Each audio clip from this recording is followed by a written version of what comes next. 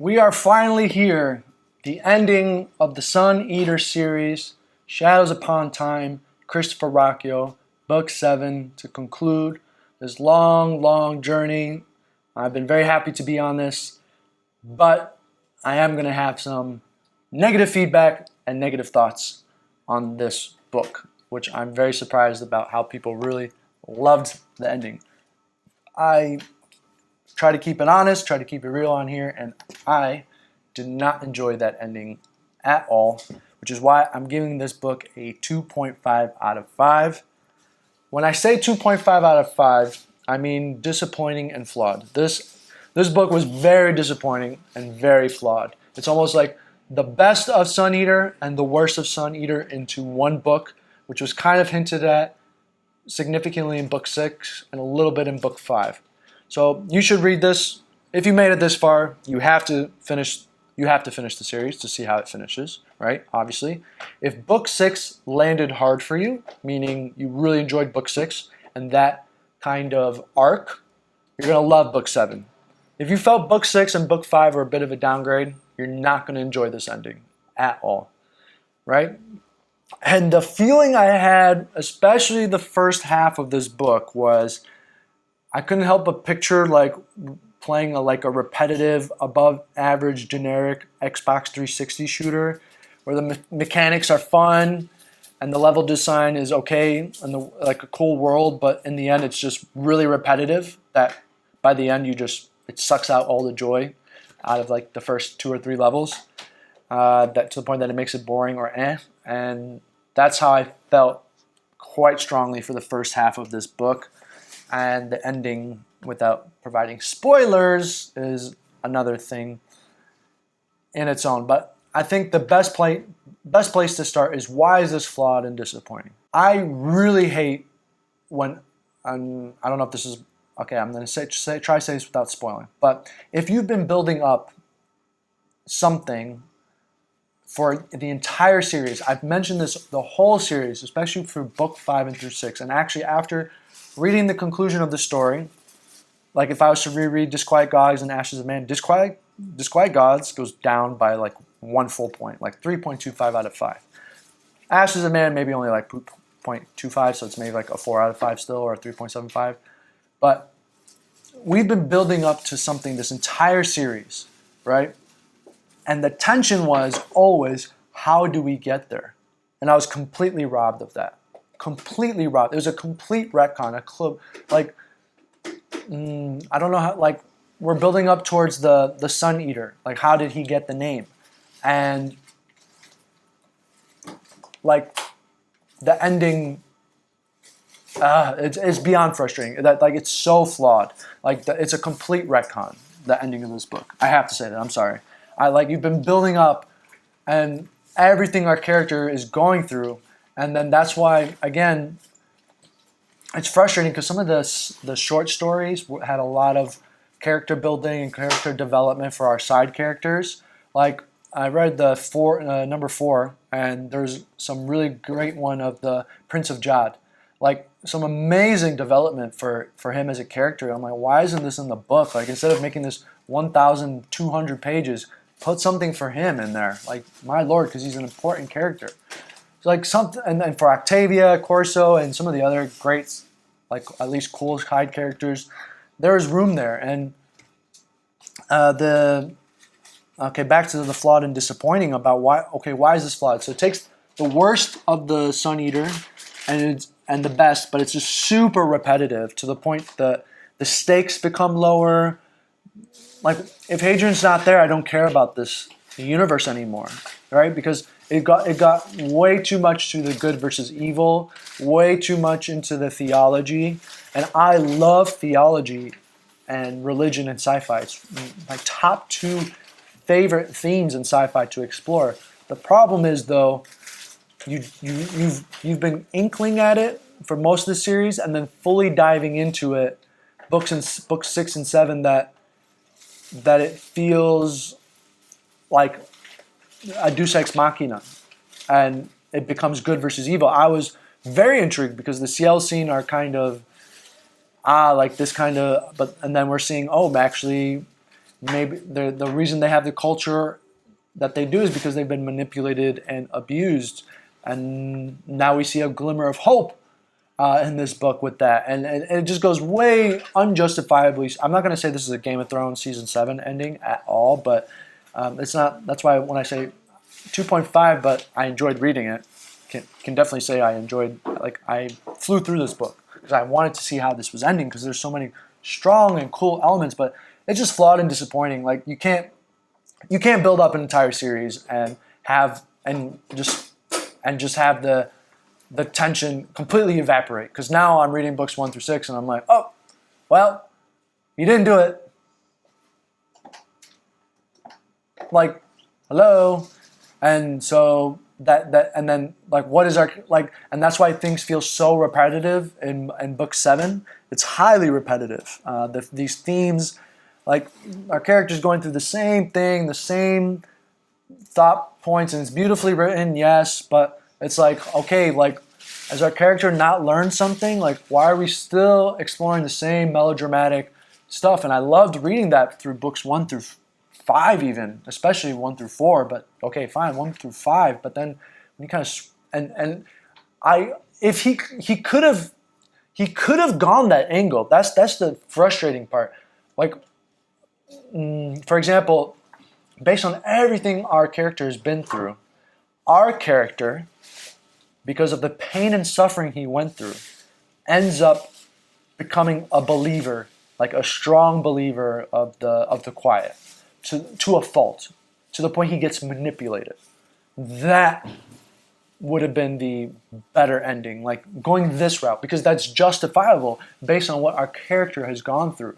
But this ending felt completely unjustified. We didn't build up to this, and the final battle was too, like, mythical, when we've been going through all this hard sci-fi and a little bit more realism, and I don't know. I liked the ending didn't hit for me, but all the stuff with him, the Empire, and the Chantry, awesome, completely awesome. I almost want to say get rid of the quiet stuff and just keep it on the Empire and the Chantry. That was awesome stuff. Awesome stuff. That's what I mean by the highest of the highs you have in this book and the lowest of the lows.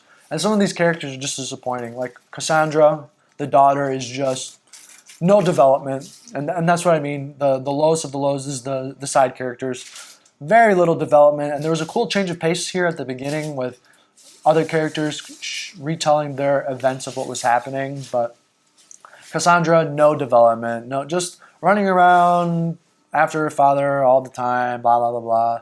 No depth. Yeah, that's with a lot of these side characters. It's really just Hadrian, who's a great character, and obviously the Emperor, which is also a great character, and the Chantry as a whole, a great character, I have to say. Great. And that's something I was very happy with most of the series. I've always talked about that. But again, side characters. And so the ending just really took out that emotional depth to me. I'm like, I was like, oh shit, we're building up to it. I can see. And then even, I still had hope. You know what I'm talking about. The ending didn't go the way you expected, and then it was like another chance for that ending to happen. I'm like, okay, this is going to be it, where the ends justify the means. And it didn't. So, yeah. Anyways, so I'm kind of going over the place, but those are characters, 2 out of 5. I mean, Hadrian, awesome character. We have the CL scene that are with him. There's some cool developments there. And Cassandra, just not a great character. I was excited when she first got introduced and these kinds of things. And I did enjoy her short story, but yeah, disappointing as a character. And same thing with what's his name? Lorien. CL scene, I was hoping to see the Lothrian make a comeback. The Quiet, the Watchers, I don't know. Just Hadrian. And I'm reading 7 books of Hadrian. It's just not enough. It's not enough. Not enough at all. One thing I have to add about Celine for this review is Celine is, just like Cassandra, is one of the worst character arcs for this series. We get introduced to her very early on, and this whole time she's just like a damsel in distress with no character development, and that just continues in Shadows Upon Time. So that was another character I found very irritating. Just why is she on this page? And then like tempting Hadrian, and like this kind of person wouldn't really attract him based on who he was with before. I don't know. The Celine and Cassandra were both extremely disappointing female leads for this book, so I would add definitely disappointing. Just had to add that. Which leads to plot and structure, which I have to give 2 out of 5. I mean, the ending, not good. It's flawed. It's disappointing. It goes way too much to the good and evil, way too much of the God, and not matching Hadrian's character arc, and it's not matching what we were building up to. It completely evaporates the tension, and it's repetitive. Like I said, that generic, we've already seen this for 6 books, the same patterns of thought from Hadrian, the same patterns of behavior from Hadrian, the same patterns. And I was good with it for books 1 through 6, but here, no. I was very disappointed. Prose and dialogue, 4 out of 5. It's a beautifully written book. You cannot take that away. And there are some plot. The part with him and the Emperor was just amazing. And the revelations. You still have some Sanderlanches here in book 7. You still have them. And that is what made it really enjoyable. And it's still beautifully written. Repetitive, but man, I was going to compare it to the Name of the Wind, but it was not Name of the Wind territory. But that repetitiveness to the point where it gets a little bit boring, even though it's beautifully written. It's not on that level, but I felt that sometimes. But still, beautifully written. The way the metaphors sometimes, and the way things are described in this epic world, and just epic. Can't deny it. I'm going to read his next series, but I just hope he learned from this and he goes a different way. And again, it's okay to, I say that about the God thing. It's okay, like up until book 6, I will have to say this was the most interesting book, sci-fi book I've read in terms of having an all-knowing creator be in a book series, like where it kind of makes sense and done in a very unique way. This book does it, absolutely. But too much good versus evil. It connected with that. Like that could have been explored more, or like I said, the outcome with Hadrian being significantly different, and not that the Quiet had to be all-knowing, like purely good or purely bad, but more complexity with that. So, and world building, 4.25 out of 5. I mean, still, despite the disappointment, and it's why it's so frustrating, because like if Hadrian dies, like what do you have to care about in this world, right? Like I do care about Jod, just based on the world building of Jod. I do care about the Emperor and the Chantry and like what's left behind, but there's no one else. I would have been like if the CL scene had more in, like we had more investment in the cell scene, at least I would have been invested. Okay, how do they end up? But the tension is evaporated. But despite that, the world building with the extra Solarians and the Lorien, with Lorien and Lothrian and the CL scene and the Empire and the Chantry, like there's just some awesome moments. How that's all interconnected, and how the Empire is come to form and to keep its grip on power. How the Chantry keep its grip on power. Like it's just amazing stuff, highly amazing stuff. But 4.25 out of 5. Emotional impact, themes, and thought-provokingness. 1.75 out of 5, which is really disappointing to see, because this book was a 2.5 out of 5 to me, but it's not 2.5 quality, if you get what I mean. I don't know if that makes sense, but I don't want to keep repeating myself, but highly disappointing ending. Highly disappointing, and the themes got too repetitive here by book 7. Hadrian's arc got too repetitive at this point, based on what we've already experienced with them. Book 7 should have been different. Yeah, we should have had a much far different Hadrian based on what we experienced, even if that especially because we were building up towards a negative aspect of this. And I think I was completely retconned and dropped with this. Sorry, Ruocchio, but that's just the way I feel. And that will go to book to fun, I still give this 3 out of 5. Infuriating ending, but still enjoyable to read. I cannot say I did not enjoy reading this book. I'd be lying. I just incredibly frustrated. It's flawed. It's disappointing, but I still enjoyed reading it, which 3 out of 5 is just on the average point, but you get what I mean. So, yeah, overall, flawed, disappointing. Do I regret doing this journey of 7 books? However, what is it, like 6,000 pages? Absolutely not. I encourage all of you to try this book series. It's not going to quite be for everybody, but when a book makes you think, when a book makes you get invested into a universe, it's worth trying. And I do see some negative reviews, but mostly positive. And just because the ending didn't hit for me doesn't mean it's going to not hit for you.